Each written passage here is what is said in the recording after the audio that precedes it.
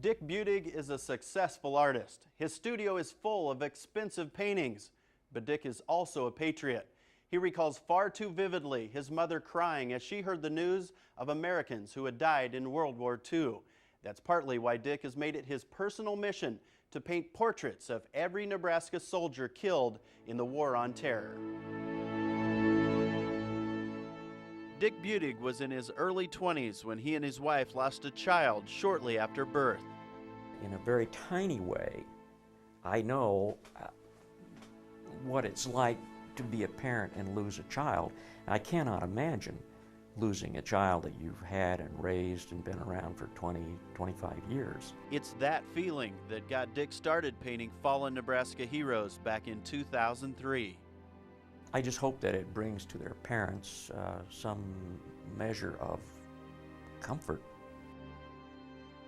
This painting is for David Moreno's family in Gehring.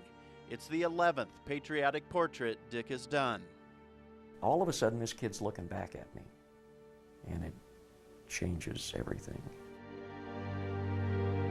The 70-year-old artist usually spends about 100 hours on each work of art, and oil paintings like these would normally cost around $2,000. But Dick doesn't ask for a dime. What I get out of doing this is better than money. And that sounds odd, but it is. I get some of the nicest notes from people for doing this.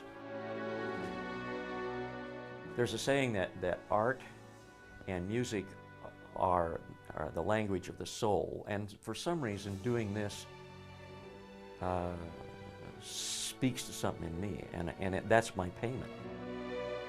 Dick served his country in the Air Force in the late 50s. Now he's serving these servicemen and women and their families. Well, I look at it like this. I look at it as these kids have already paid for that painting. They've already paid for it. I mean, what else can you pay with but your life? Good heavens. Dick would like your help in contacting the families of fallen soldiers so he can arrange to paint, for no cost, portraits of their sons or daughters who have perished in the Iraq-Afghan wars.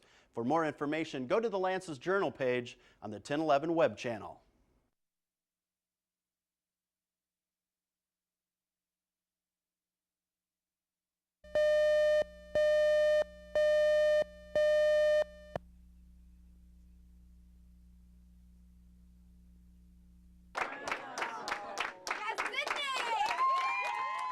It was early April at Applebee's in Grand Island, and Sydnee Owens was enjoying an incredible send-off party. I'm having a go-away party for a Make-A-Wish. Deciding her destination was easy. I'm going to Florida for Disney World. It's wonderful. It's something that we can do as a family and just enjoy each other and not worry about the cancer, and not worry about medicine, and just enjoy our family for a week. She's been great. I mean, she's a very positive kid, and she's one that cheers us up rather than the way it should be, cheering her up. And so just her smile alone just fills the room with some light, and we just thank God that He gave us her as our daughter. The cancer was in remission, and the trip to Disney World gave Sydnee a chance to forget about her problems.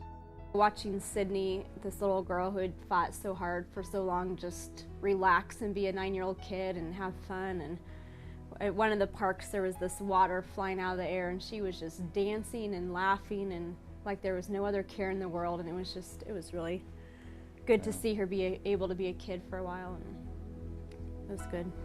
Shortly after the trip had ended, the lymphoma reappeared. But Caitlin has faith in her little sister. She's like nobody else. She's not a normal person at all.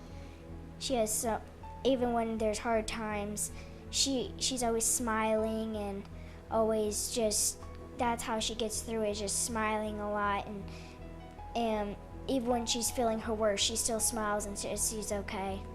Even as she awaits a stem cell transplant, Sydnee continues to be an inspiration to those around her.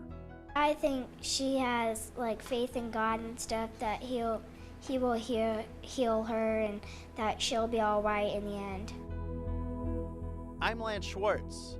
1011 News.